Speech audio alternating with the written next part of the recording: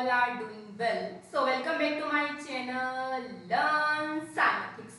ठीक है, सो बच्चों आपने आज की वीडियो का जो है टाइटल देख ही लिया होगा। आज की वीडियो में हम डिस्कस करेंगे how to write your answer in your exam sheet. कैसे आपने अपने एग्जाम में जो है आंसर लिखना है, क्या क्या गलतियां आपको अवॉइड करनी है, कैसे आंसर लिखना है कि ताकि आपको एक टॉपर की तरह जो है एग्जाम में मार्क्स मिले, यानी कि 90+ मार्क्स मिले आपको। तो आपने क्या करना है, मेक श्योर आपने इस वीडियो को जो है एंड तक देखना है, वो भी बिना स्किप किए हुए। आज की वीडियो में आपको सब कुछ बताया जाएगा, सभी पॉइंट्स बताए जाएंगे जो आपको नोट करने हैं, जो आपको एग्जाम में आइडिया प्रोवाइड करेंगे कि इस तरह से आपको क्वेश्चन जो है अपने अटेम्प्ट करना है, ये गलती आपको अवॉइड करनी है। तो 4 टिप्स आपको ऐसे मिलेंगी एग्जाम्स को लिखने की कि आपको टॉपर की तरह जो है मार्क्स मिलेंगे। ठीक है, तो सबसे पहले फटाफट जिसने अभी तक मेरे चैनल को सब्सक्राइब नहीं किया, चैनल को जाके सब्सक्राइब कर देना। ठीक है, और अगर आपको वीडियो पसंद आए then don't forget to hit the like share and subscribe button. तो चलिए आज की वीडियो जो है हम स्टार्ट करते हैं। तो बच्चों लेट्स स्टार्ट आवर वीडियो। सो आप एक्साइटेड हो जानने के लिए कि कैसे हम ट्रिक्स जो है यूज़ करने वाले हैं अपने आंसर को एग्जाम्स में लिखने के लिए? कौन सी ऐसी 4 टिप्स हैं जो हमें मिलने वाली है कि कैसे हमने एग्ज़ाम को लिखना है, कैसे हमें अपना आंसर लिखना है। ओके, तो चलिए डिस्कस करते हैं। हाँ जी, पहले बात करते हैं प्रॉब्लम्स के बारे में कि किस तरह के जो प्रॉब्लम्स हैं वो हम फेस करते हैं ड्यूरिंग एग्ज़ाम। क्या क्या हो जाता है हमारे साथ जो जो नहीं होना चाहिए, है ना। तो क्या क्या प्रॉब्लम्स होती हैं? सबसे पहले तो जैसे ही एग्ज़ाम हमारे सामने आता है हमें लगता है डर देख के, उफ इतने सारे क्वेश्चंस हैं, only we have 3 hours to complete the exam. हमारे पास सिर्फ 3 आवर्स है उस एग्ज़ाम को कंप्लीट करने के लिए। हम कैसे अटैम्प्ट करेंगे? हमारी स्पीड क्या होती है? स्लो होती है। मेन प्रॉब्लम स्लो स्पीड है, इतने क्वेश्चंस हैं जो हमें अटेम्प्ट करने हैं। देन राइटिंग भी गंदी हो जाती है, बैड राइटिंग लिखते हैं ना, जल्दी जल्दी लिखेंगे। अगर हम चाहते हैं कि हम ज़्यादा जल्दी लिखें तो हमारी राइटिंग भी अच्छी नहीं होती, राइटिंग भी गंदी होती है। देन और उसी जल्दी जल्दी में हम क्या कर देते हैं, आंसर लिखते हैं, उसे कट करते हैं। इतने सारे हम आंसर्स में कट डाल देते हैं, कटिंग कर देते हैं। ठीक है ना, एग्ज़ाम देके हम घबराहट में, हम हड़बड़ा रहे हैं, हम क्या करेंगे, कुछ आंसर लिखते हैं फिर कट कर देते हैं, लिखते हैं फिर कट कर देते हैं, इतनी सारी क्या कर देते हैं, कटिंग कर देते हैं। देन सबसे मेन प्रॉब्लम, ये मेरे साथ भी हुआ था जब मैंने एग्ज़ाम दिए थे। ठीक है, कभी एग्ज़ाम जितने भी दिए हैं ये सबके साथ ही होता है। ठीक है, क्या होता है, आंसर नहीं याद आता। उफ, कौन से चैप्टर का क्वेश्चन था, हमें तो आंसर ही नहीं याद आ रहा। अब हम क्या करें, जब हमें आंसर ही नहीं याद आ रहा तो हम क्वेश्चन में उसका आंसर कैसे लिखेंगे? आंसर नहीं याद आ रहा। तो बच्चों इन सभी प्रॉब्लम्स को कैसे सॉल्व करना है ये अभी हम जो है डिस्कस करेंगे। तो मेक श्योर आपने वीडियो में जो है बिल्कुल एंड तक बने रहना है। तो सबसे पहले हम डिस्कस करते हैं आज की फर्स्ट टिप जो आपने अपने एग्ज़ाम को लिखते वक्त यूज़ करनी है। तो पहली टिप आपके पास क्या है, देख लीजिए यहाँ से। फर्स्ट टिप ये है कि आपको जो अपना आंसर है वो सीक्वेंस में लिखना है। अब सीक्वेंस में कैसे लिखना है, मान लो आपके पास क्वेश्चन नंबर 1 है, क्वेश्चन नंबर 2 है, क्वेश्चन नंबर 3 है, then question number 4, question number 5, question number 6। अब इसमें से आपको क्वेश्चन नंबर 1 आता है, ठीक है, आपको 1 आता है, आपको 2 नहीं आ रहा, 3 नहीं याद आ रहा, तो आपने क्या कर दिया है, क्वेश्चन 1 लिख दिया है। देन उसके बाद आपको 5th आता है, आपने 5th लिखना स्टार्ट कर दिया है। देन आपने 6 लिखा है। तो ऐसा बिल्कुल नहीं करना है। आपने क्या करना है, सबसे पहले अगर आपको क्वेश्चन 4 आता है, 5 आता है, मान लो 5th क्वेश्चन आता है, 6 आ रहा है, तो आपने 5th क्वेश्चन को अटैम्प्ट करना है।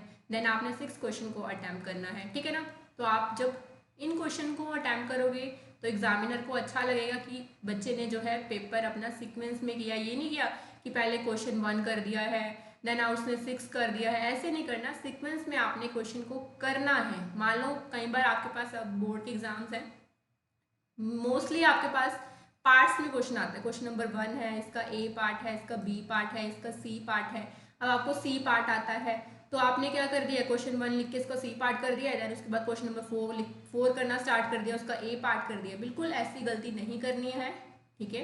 अगर आपको 4 वाली सीक्वेंस में से आता है, पहले आपने इस सीक्वेंस के क्वेश्चन करने हैं, सीक्वेंस में आपने क्वेश्चन को जो है अटेम्प्ट करना है, ठीक है। गलती नहीं करनी है, बिल्कुल गलती का मौका ही नहीं देना है, क्योंकि पता है जब आप देखोगे कोई भी है एग्जामिनर, ठीक है, कोई भी चेकिंग करता है, कोई भी आपका चेकर है, एग्जामिनर है, ठीक है। अब उसने क्या देखा है कि जो ये बच्चा है, ठीक है, इसने क्या किया हुआ है, इसने क्वेश्चन ही कैसे लिखे, कैसे किए हुए हैं, उल्टी पुल्टी सीक्वेंस में किए हुए हैं। अब आपको एक बात जो है अपने दिमाग में डाल लीजिए, जितना कम टाइम लगेगा एग्जामिनर को आपकी एग्ज़ाम नोटबुक चेक करने में, उतने ही आपको जो है अच्छे मार्क्स मिलेंगे। यानी कि एग्जामिनर जो आपका चेकर है उसको ज़्यादा मेहनत नहीं करनी पड़ेगी, मतलब चेकिंग के लिए ज़्यादा उसको जो है मेहनत नहीं लगनी चाहिए, कि उसको जो क्वेश्चन है उसको समझ में आना चाहिए कि इस बच्चे ने क्वेश्चन को सीक्वेंस में लिखा हुआ है, और वो जो है आराम से उसको कोई प्रॉब्लम ना हो आंसर को सर्च करने में कि किस जगह पे इसने आंसर लिखा है। तो उतना ही आपके लिए बेनिफिशियल रहेगा कि आप क्या करो, अपने आंसर को सीक्वेंस में लिखो, ठीक है। सीक्वेंस से बाहर नहीं जाना है, सीक्वेंस में ही आपने अपने आंसर को लिखना है।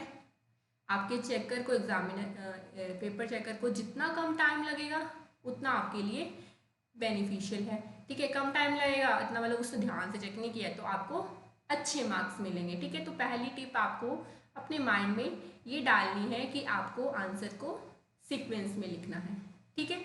सेकंड बात करते हैं अंडरलाइन कीवर्ड्स।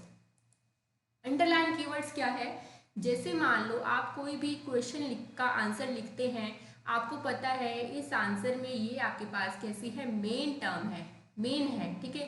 तो आपने क्या कर देना है, उसको मार्क कर देना। अब मार्क का मतलब ये नहीं है कि आप रंग बिरंगे जो है पेन्स ले जाओगे साथ में मार्किंग करने के लिए, नहीं, ऐसा नहीं करना है। चाहे आप मान लो आपके पास ब्लू है, ब्लैक पेन है, उन्हें नहीं यूज़ करना, आप पेंसिल से भी उन्हें जो है मार्क कर सकते हो, अंडरलाइन कर देना, या फिर आप ब्लैक पेन का यूज़ कर लेना। वैसे ब्लैक पेन जो है अलाउड नहीं होते मे बी बोर्ड एग्जाम्स पे, आप पेंसिल से यूज़ करके उसको मार्क कर देना। तो वो कैसे लगेगा, सुंदर चीज़, देखते हो सुंदर चीज़, यानी कि जो दिखता है वही बिकता है ना, जो दिखेगा वही बिकेगा। तो आपको मतलब जो है आपने अगर आंसर को मार्क किया है, आपने अंडरलाइन किया है, देन जो आपका चेक कर रहा है एग्जाम, उसको अच्छा लगेगा देखने में कि इस बच्चे को पता है कि इसने क्या किया है, जो की टर्म्स है उसको क्या किया हुआ है, हाईलाइट किया हुआ है। यानी कि वो इतना ज़्यादा आपका आंसर को इतना डीपली नहीं पढ़ेगा, आपको अच्छे से उसके मार्क्स दे देगा, सिर्फ हाईलाइटिंग की टर्म्स से देखने के लिए, ठीक है। की टर्म्स देखकर कि हाँ ऐसे नॉलेज है, इसका आंसर जो है करेक्ट है। तो आपने इस को करना नहीं भूलना है, आपने कीवर्ड्स को जो है अंडरलाइन करना है, ठीक है। थर्ड टिप, मेन टिप तो बच्चों यही है कि आपको जो है कटिंग नहीं करनी है। No cutting in your exam, cutting नहीं करनी है, क्योंकि आप भी जानते हो अगर आप भी कभी टीचर बनोगे तो आप देखोगे, अगर आप कहीं भी पेपर वगैरह चेक करते हो, टेस्ट चेक करते हो, तो कटिंग तो आपको भी पसंद नहीं आएगी ना, कि कुछ लिखा है उसमें कटिंग कर दी है। हाँ, अगर कुछ ज़्यादा इंपॉर्टेंट है, कट हो गया है, तो आपने सिंपल कटिंग, मान लो कुछ भी लिखा है यहाँ पे, मान लो मैं कटिंग लिख रही हूँ, तो आपने क्या करना है, सिंपल पेंसिल से ऐसे कर देना है। कई बच्चे होते हैं ऐसा ऐसा ऐसा करते रहते हैं, नो, बिल्कुल अवॉइड करना है। ये चीज़ें आपको एग्जाम में नहीं करनी है। नीट एंड क्लीन आपने आंसर लिखा, उसको नीट एंड क्लीन ही रहने देना है। ज़्यादा ज़रूरी है तो आपने कैसे करनी है कटिंग, आपने कटिंग करनी है ऐसे, वो भी पेंसिल के साथ। और आप वैसे तो अवॉइड ही करो कि आपको कटिंग जो है बिल्कुल नहीं करनी है। अगर आपको ज़्यादा रहता है कि कई बार इनकेस एग्ज़ाम में बच्चा ज़्यादा घबरा जाता है, उसको समझ नहीं आता कि क्या करना है और उससे कटिंग हो जाती है, तो आपने ऐसा नहीं करना है। आप देखते हो आपको पूरी बुकलेट मिलती है एग्ज़ाम में, उसके पीछे आपके पास काफ़ी सारी शीट्स होती हैं। पीछे एग्ज़ाम की शीट पे आपने क्या करना है, कोई भी पॉइंट याद आ रहा है उसको लिख देना है, फर्स्ट पॉइंट ये है, सेकंड पॉइंट ये है, वो भी शॉर्ट फॉर्म में लिख देना है। देन आपको तब अपना जो है आगे वाली शीट पे करेक्ट आंसर, फाइनल आंसर आपको लिखना है, ठीक है। तो आपने पीछे वाली आप रफ शीट को जो है यूज़ कर सकते हो, ताकि आपकी आगे कटिंग ना हो। कटिंग को बिल्कुल अवॉइड करना है, क्योंकि कटिंग तो बिल्कुल पसंद नहीं आती है ना। इतना आप नीट एंड क्लीन लिखोगे, जितना नीट एंड क्लीन लिखोगे उतना ही ज़्यादा आपके लिए बेनिफिशियल रहेगा। कटिंग को अवॉइड करना है, ठीक है, ठीक है। तो चलिए, फोर्थ टिप आपके पास क्या है जिसकी मैं बात कर रही हूँ, ठीक है। हाँ, ये बात क्या है, आपको बिल्कुल नीट एंड क्लीन लिखना है, इतना मुझे पता है सभी बच्चों की राइटिंग जो है बिल्कुल क्लियर नहीं होती, कि साफ नहीं होती, बहुत अच्छी नहीं होती। मतलब एटलीस्ट आपको ऐसा लिखना है कि जो आपका एग्ज़ाम चेक कर रहा है एटलीस्ट उसके लिए क्या हो, विजिबल हो, रीडेबल हो, उसको समझ में आए कि आपने क्या लिखा है। बिल्कुल गंदा गंदा नहीं लिख देना, बिल्कुल बैड हैंड राइटिंग। अब मान लो किसी आपने चाहे सही भी आंसर लिखा है लेकिन आपकी राइटिंग की वजह से, आपके लिखने की वे की वजह से वो क्वेश्चन क्या हो जाता है, कई बार गलत हो जाता है। क्योंकि आपको पता है जब आप भी अगर कुछ चेक करते हो, टीचर बनोगे या कुछ भी है, अगर आपको कोई चीज़ समझ में ही नहीं आएगी, वो आपको गलत ही लगेगी ना। तो आपने क्या करना है, नीट एंड क्लीन लिखना है। एटलीस्ट अगर आपकी राइटिंग अच्छी नहीं भी है तो उसको ऐसे तो लिखना है कि वो दूसरे बंदे को जो आपका चेक कर रहे हैं एग्ज़ाम, उसके लिए रीडेबल हो, वो रीड कर पाए, कि ना उसको आसानी हो रीड करने में, उसे प्रॉब्लम नहीं हो। वही बात आ जाती है, जितना कम टाइम लगेगा उतने ही आपको ज़्यादा मार्क्स मिलेंगे ना। अब अगर आप नीट एंड क्लीन नहीं लिखोगे तो जो आपका एग्ज़ाम चेक कर रहा है उसको उतना ही टाइम लगेगा आपकी नोटबुक चेक करने में, है ना। तो आपको अगर टाइम लगेगा तो गलतियाँ भी निकलेंगी, है ना। तो इसीलिए आपको क्या करना है, बिल्कुल नीट एंड क्लीन अपने एग्ज़ाम को लिखना है। तो ये 4 टिप्स आपको क्लियर हुई, कौन कौन सी। सीक्वेंस में आपको आंसर लिखना है, ठीक है। सेकंड टिप, आपको कीवर्ड्स को जो है अंडरलाइन करना है, कटिंग नहीं करनी बिल्कुल भी, नीट एंड क्लीन लिखना है। एटलीस्ट आपके लिए जो एग्ज़ाम में जो आपका एग्ज़ाम चेक कर रहे हैं उसके लिए रीडेबल हो, ठीक है। हाँ जी, चलो डिस्कस करते हैं सबसे मेन प्रॉब्लम, ठीक है। ये सबके साथ ही होती है, कोई इसमें अलग बात नहीं है, सबके साथ ही होता है। आंसर नहीं याद आ रहा है बच्चों, आंसर नहीं याद आ रहा है तो आप क्या करोगे उस केस में। आपको क्या करना है जब आपको आंसर नहीं याद आ रहा है। सबसे पहले बात आपको ये याद रखनी है, जिसका आपको आंसर नहीं आता है, जो आपको नहीं याद आ रहा है, उसको आपने लास्ट में करना है, बिल्कुल एंड में करना है आपको।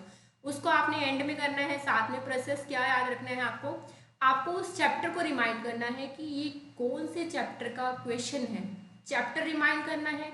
देन आपको टॉपिक देखना है कि हाँ ये उस टॉपिक में हमने पढ़ा था। देन आपको आपको उस टॉपिक से रिलेटेड कुछ भी याद है, कुछ भी अगर आपको याद आ रहा है तो आपको उसको लिखना है। कैसे लिखना है, पैराग्राफ में लिखना है। पैराग्राफ में आप लिखना है उसको, ठीक है। तो ठीक है, पैराग्राफ में लिखोगे तो अगर आप पैराग्राफ में लिखोगे एटलीस्ट अगर आप वो क्वेश्चन 5 मार्क्स का है तो उसमें से 2 तो आपको मिल ही जाएंगे, ठीक है। तो आपने पैराग्राफ में लिखना है उस क्वेश्चन को, ठीक है। अगर आपको कुछ नहीं याद आता तो ठीक है। तो इस प्रोसेस को आपने रिमाइंड रखना है, रिमाइंड कर लेना जब कुछ याद नहीं आएगा। चैप्टर याद रखना है, टॉपिक याद रखना है, जो भी उस टॉपिक से रिलेटेड आपको याद है वो आप यहाँ पे लिख देना है। लेकिन आपको किस में लिखना है, पैराग्राफ में लिखना है। पॉइंट्स में लिखना है तो पॉइंट्स में तो तुम पकड़े जाओगे ना कि हाँ ये पॉइंट तो रॉन्ग है ना। कुछ भी लिखना है, पैराग्राफ में लिखना है, कुछ ना कुछ तो मार्क्स मिलेंगे। 5 में से 2 मिल जाएंगे, 5 में से 1 मिलेंगे, ठीक है ना। तो कुछ ना कुछ नंबर तो आपको मिलेंगे ही ना। तो आपने क्या करना है, उस आंसर को आपने पैराग्राफ में लिखना। और करना कहाँ पे है, बिल्कुल एंड में करना है क्वेश्चन जो आपको याद नहीं आता, ठीक है। जो नहीं याद आ रहा उसको आपने बिल्कुल लास्ट में अटेम्प्ट करना है। जो सबसे पहले आपको क्वेश्चन आते हैं ना, अच्छे से, बिल्कुल अच्छे से क्वेश्चन आते हैं ना, नीट एंड क्लीन, जो मतलब आपको पूरे, आपको लगता है कि आपको बहुत अच्छे लेवल के क्वेश्चन का आंसर पता है, आपको अच्छे मार्क्स मिलेंगे, तो उनको पहले कर देना है। लेकिन कैसे करना है वो भी आपको सिक्वेंस में करना है, ठीक है। हाँ जी, पेपर प्रेजेंटेशन, पेपर को कैसे प्रेजेंट करना है, प्रेजेंटेशन तो बहुत ज़्यादा मैटर करती है। एज आई से यू, जो दिखता है वही बिकता है ना। जो नज़र आ रहा है वही दिखता है। और सुंदर चीज़ें किसको नहीं पसंद, सबको पसंद है ना, कि जो हमें, जिसकी अपीयरेंस अच्छी होगी वो हम सबको अच्छा लगेगा, है ना। तो एक पेपर को लिखने की, प्रेजेंटेशन करने की वो भी ज़रूरत है। पेपर को कैसे प्रेजेंट करना है, हाँ जी। Don't use short keywords. अब आपको पता है इंस्टाग्राम, फेसबुक, इन सब का ज़माना है ना। तो हम क्या करते हैं, हम यूज़ करते हैं शॉर्ट टर्म। गुड नाइट को लिखते हैं GN, गुड मॉर्निंग को लिखते हैं GM, है ना। टॉक टू यू लेटर को लिखते हैं TTUL, है ना। तो आपको ऐसी शॉर्ट टर्म्स एग्जाम में नहीं यूज़ करनी, है ना। ज़रूरी थोड़ी ना है कि जो आपका चेकर है उसको शॉर्ट टर्म्स आते हो। अगर आते भी हो तो अच्छा नहीं लगता है सब एग्जाम में आप लिखो, है ना। ये सोशल मीडिया वाली लाइफ आपकी सेपरेट लाइफ है, ये आपकी कैसी है, प्रोफेशनल लाइफ है, आपको जिसमें पढ़ना है, कुछ बनना है। देन आपको ये शॉर्ट टर्म्स को बिल्कुल नहीं यूज़ करना है अपने एग्ज़ाम में, बिल्कुल नहीं लिखना है। तो उसको अवॉइड करना है। डोंट यूज़ शॉर्ट कीवर्ड्स, ठीक है। कई बार हो जाती है गलती, लिख देते हैं बच्चे, क्योंकि आजकल सभी कहाँ बिजी हैं, अपनी सोशल मीडिया पर तो थोड़ी आदत होगी, पर आपको ये सब यहाँ पे नहीं यूज़ करना है ना। तो राइट आंसर इन पॉइंट्स, हाँ जी, ये आपके लिए मेन बात कब है, साइंस के एग्जाम। जैसे आप साइंस का एग्जाम अटेम्प्ट करते हो तो साइंस के एग्जाम में आपको आंसर मेनली जो है फिजिक्स में या केमिस्ट्री में, ये आपको पॉइंट्स में आंसर लिखना है, पैराग्राफ में नहीं लिखना, पॉइंट्स में लिखना है। ग्रामेटिकल मिस्टेक्स आपको नहीं करनी है, मेन आपको ये भी बात रखनी है पेपर प्रेजेंटेशन जब भी आप करते हो, ग्रामेटिकल मिस्टेक्स आपको नहीं करनी है। साथ में आपको पॉइंट्स में आंसर लिखना है। फिजिक्स केमिस्ट्री में जितना आपसे पूछा जाए उतना ही आपको आंसर लिखना है, एक्स्ट्रा आपको आंसर नहीं लिखना है, ठीक है, क्योंकि आपको पता है साइंस एक ऐसा सब्जेक्ट है जिसमें आपसे पॉइंट टू पॉइंट आंसर पूछा जाता है, वो भी बिल्कुल करेक्ट, ठीक है, कुछ उसमें फालतू अपना नहीं लिखना, ठीक है। बायोलॉजी में आप पैराग्राफ में लिख सकते हो, ठीक है, लेकिन आपको केमिस्ट्री और फिजिक्स में ये सब चीज़ें अवॉइड करनी है, ठीक है, तो अवॉइड करनी है, तो आप पॉइंट्स में लिखोगे तो वो ज़्यादा बेटर रहेगा, है ना। और जैसे मैंने आपको बताया है कटिंग विद पेंसिल, अगर कुछ गलती हो जाती है तो आपने पेंसिल के साथ क्या करना है, कट करना है, ना कि पूरा पेन से ऐसे पूरा क्रॉस लगा देना है। ये सब चीज़ें आपको एग्जाम में नहीं करनी है, अवॉइड करनी है, आपको पेंसिल के साथ कटिंग करनी है। तो समझ में आई कैसे पेपर को प्रेजेंट करना है। शॉर्ट टर्म्स को तो बिल्कुल नहीं लिखना, शॉर्ट कीवर्ड जो भी है उनको नहीं लिखना है, पॉइंट्स में आंसर लिखना है। मेन किस में है, साइंस के एग्जाम में, किसमें, फिजिक्स और केमिस्ट्री में, और पेंसिल से ही आपको कटिंग करनी है। तो पेपर को प्रेजेंट करने का तरीका तो ये है। Then how to attempt numericals. अब आप देखते हो न्यूमेरिकल्स वाला पार्ट आता है, फिजिक्स में भी आता है, कई बार केमिस्ट्री में भी आता है, तो उस पार्ट को आपको कैसे अटेम्प्ट करना है। सबसे मेन पॉइंट है यूनिट्स, है ना। अब आप देखते हो कई बार आपने न्यूमेरिकल को सॉल्व किया है, न्यूमेरिकल को सॉल्व किया है, लेकिन आपने क्या कर दिया है, आंसर को सीधा लिख दिया है, उसकी कोई यूनिट नहीं डाली, कुछ यूनिट नहीं लगाए, किस में है क्वेश्चन आपको पता ही नहीं है, पहली बात आपने लिखा नहीं है या आप भूल गए हो, उस केस में चाहे आपका वो न्यूमेरिकल आपने करेक्ट भी किया है, आपने कोई मिस्टेक नहीं की है, वो फिर भी रॉन्ग हो जाएगा। क्यों, क्योंकि आपने यूनिट्स तो लिखे नहीं है, तो उसमें आपके जो है मार्क्स जो है डिडक्ट होंगे। तो ऐसी गलती नहीं करनी है। जहाँ जहाँ आपको दिख रहा है कि यूनिट्स का यूज़ है, यूनिट्स लगाने हैं, वहाँ पे यूनिट्स आपको ज़रूर लगाने हैं। और साथ में दूसरा क्या है, आंसर जो भी आपका आएगा उसे बॉक्स में लिखना है, क्योंकि बॉक्स में लिखोगे वही बात है ना, प्रेजेंटेशन मैटर करती है हर जगह एग्जाम में। और जितना मतलब जो आपका एग्जाम चेक करेगा उसको आंसर डायरेक्ट दिख ही गया है कि इस बच्चे ने जो आंसर लिखा है और वो बॉक्स के अंदर कवर किया हुआ है, यानी कि उसको आंसर नहीं लिखेगा, वो डायरेक्ट करेगा, टिक लगाएगा और आपको मार्क्स दे देगा, इतना क्वेश्चन आपका नहीं देखेगा। तो आपने क्या करना है आंसर को, डेट मीन्स इसका मतलब यही है कि आपने आंसर को क्या करना है, हाईलाइट करके लिखना है, बॉक्स में लिखना है, ताकि जो भी आपका एग्जाम चेक करे उसके सबसे पहले नज़र उसके ऊपर पड़े कि this is the answer with the unit, और वो क्या कर दे, टिक कर दे, है ना। और मेन मैं यहाँ पे पॉइंट लिखना जो भूल गई हूँ, आपको क्या करना है, सबसे पहले तो गिवन लिखना है। आपको क्या करना है, सबसे पहले गिवन लिखना है कि आपको क्या गिवन है न्यूमेरिकल में। गिवन लिखोगे, अगर आपको क्वेश्चन मतलब आप पढ़ोगे गिवन लिखना है, तो यानी कि आपको इसको भी स्टेप बाय स्टेप जो है न्यूमेरिकल पार्ट को सॉल्व करना है। स्टेप बाय स्टेप करोगे, मान लो अगर आपको कोई न्यूमेरिकल आता भी नहीं है, इन केस अगर आपको कोई न्यूमेरिकल नहीं आता है, तो उसमें आपने क्या किया, वो न्यूमेरिकल को पढ़ा है, आपने गिवन लिखा है, ठीक है, तो उससे भी जो है आपको 1 या 2 मार्क्स आपके यहाँ से मिल जाएंगे ईजिली, ठीक है। कुछ क्वेश्चन छोड़ के नहीं आना, न्यूमेरिकल आता है, डरना नहीं है उससे देख के, गिवन तो आपने एटलीस्ट उसमें लिख देना है कि क्वेश्चन है, क्वेश्चन के अंदर आपको इतनी इतनी वैल्यू जो है इस चीज़ की जो वैल्यू आपको गिवन है, ठीक है। साथ में आपने यूनिट्स तो लगाने ही लगाने हैं, यूनिट्स को लगाना नहीं भूलना है, आंसर को बॉक्स में लिखना है ना। तो ये आपका तरीका था कि कैसे आपको जो न्यूमेरिकल्स को अटैक करना है, किस तरह से आपको जो न्यूमेरिकल्स में आंसर लिखना है और कैसे आपको मार्क्स मिलेंगे, ठीक है। हाँ जी, लास्ट वन आता है डिफरेंस वाले क्वेश्चन। अब आपने जो आपके पास आपको देखते हो कई क्वेश्चन आपको डिफरेंस में आ जाते हैं, उन टाइप के क्वेश्चंस को आपने कैसे अटेम्प्ट करना है। मान लो आपके पास आप डिफरेंस लिखना है, किसी एक ए है और एक बी है, इसके बीच में आपको क्या लिखना है, डिफरेंस लिखना है। तो कैसे लिखोगे, मान लो आपने एक पॉइंट है यहाँ लिख दिया है, अब दूसरा पॉइंट में सीधा ऐसे नहीं लिख देना है, गंदा लगेगा ऐसे, है ना, कोई प्रेजेंटेशन ही नहीं है। वन आपने यहाँ लिखा है, थोड़ा गैप देना है इसके बीच में, ठीक है, फिर 2 पॉइंट आपने यहाँ से लिखना है, ताकि क्या हो, समझ में आए। कई बच्चे ऐसे होते हैं, वो 1 लिखते हैं, साथ में 2 लिख देंगे, 3 लिख देंगे, चिपका चिपका के लिख देते हैं। ऐसा नहीं करना है, पूरा नीट एंड क्लीन खुला खुला लिखना है। उसके बीच में जो है दोनों पॉइंट्स के बीच में जो है डिफरेंस आना चाहिए, डिस्टेंस आना चाहिए, डिस्टेंस रखना है, ताकि आपका जो क्वेश्चन है वो अच्छे से नज़र आए। आपका जो लिखा हुआ है, जो भी आपने डिफरेंट दोनों के बीच में दिखाया है, वो आपको क्लियर हो। और चाहे तो एक बात सुनो, यहाँ से 1 लिखोगे ना, इसके इक्वल में ही 1 लिखना है, 2 2, मतलब यहाँ से भी सीक्वेंस रख लेना, यहाँ से भी। तो वही बात है ना, आपकी जितना नीट एंड क्लीन लिखोगे उतना ही ज़्यादा आपको अच्छे मार्क्स मिलेंगे। और डेफिनेटली अगर आप इन सभी पॉइंट्स को अगर नोट करते हो, नोटिस में रखते हो, और इन सारे प्रोसेस को अगर आप फॉलो करते हो, आपको डेफिनेटली 90+ मार्क्स मिलेंगे। तो टॉपर जो होते हैं ना, कभी आपने टॉपर का एग्ज़ाम जो है देखा हो, लिखा हुआ, तो वो ऐसे ही लिखते हैं। उन्हें पूरे पूरे मार्क्स क्यों मिलते हैं? उनकी प्रेजेंटेशन की वजह से। ज़रूरी नहीं है कि आपको पूरी नॉलेज हो, पूरा पढ़ो पूरा पढ़ो पढ़ो पढ़ो पढ़ो, अच्छे से पढ़ के जाओ, तभी आपको पूरे अच्छे नंबर मिलेंगे। अब मान लो किसी ने, बच्चे ने पढ़ लिया, अच्छे से पढ़ लिया है, लेकिन वो अब दिखाने की बारी आई है, एग्ज़ाम अटैम्प्ट करने की बारी आ रही है, उसकी राइटिंग भी साफ़ नहीं है, उसने कटिंग भी कर दी है, तो उस चीज़ का कोई फ़ायदा है? नहीं है। क्यों नहीं है?